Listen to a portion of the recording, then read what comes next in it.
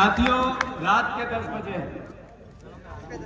और शाजापुर के इस पावन पवित्र स्थान पे हम सब एकत्रित हैं एक भावना को लेकर। कोई चुनाव नहीं है, कोई कांग्रेस और बीजेपी के हित की लड़ाई नहीं है, कोई राजनीतिक एक दूसरे की बुराई और भलाई करने का भी विषय नहीं है। विषय है देश के संविधान दिवस पर देश के नागरिक, हमारे शाजापुर मध्य प्रदेश के नागरिक आपस में बात करने का विषय है। साथियों, बाबा साहब अम्बेडकर ने जब संविधान की रचना की, कांग्रेस पार्टी ने उनको इस भूमिका को निभाने का अवसर दिया। देश के महापुरुषों ने देश को आजादी दिलाई। देश का जब संविधान बना तो बाबा साहब ने अपनी भूमिका में लिखा कि देश का संविधान जिन हाथों में होगा, जो इसको मजबूत करने वाले हाथों में देश का संविधान होगा, तो ये मजबूत होगा, और अगर ये इसका दुरुपयोग करने वालों के हाथों में चला जाएगा तो ये कमजोर होगा। 75 साल की आजादी में कांग्रेस पार्टी ने देश के संविधान की रक्षा में कभी कोई कसर बाकी नहीं छोड़ी। देश की एकता और अखंडता के लिए अगर शहादत देनी पड़ी, संविधान बचाने के लिए अपनी जान की कीमत देनी पड़ी, तो कभी कांग्रेस पार्टी का नेता पीछे नहीं हटा।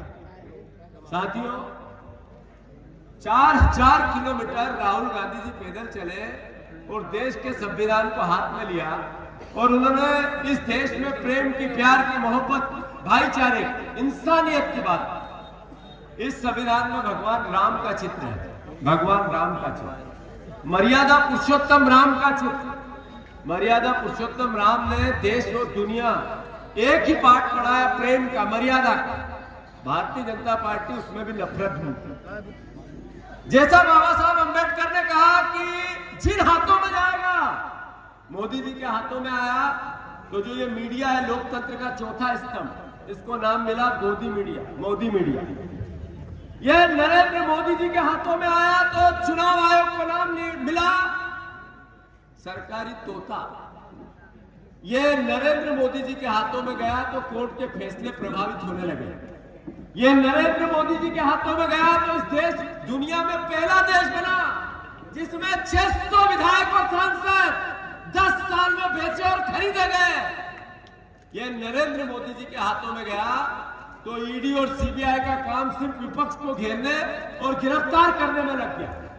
ये नरेंद्र मोदी जी के हाथों में गया तो इस देश में आरक्षण खतरे में आ गया।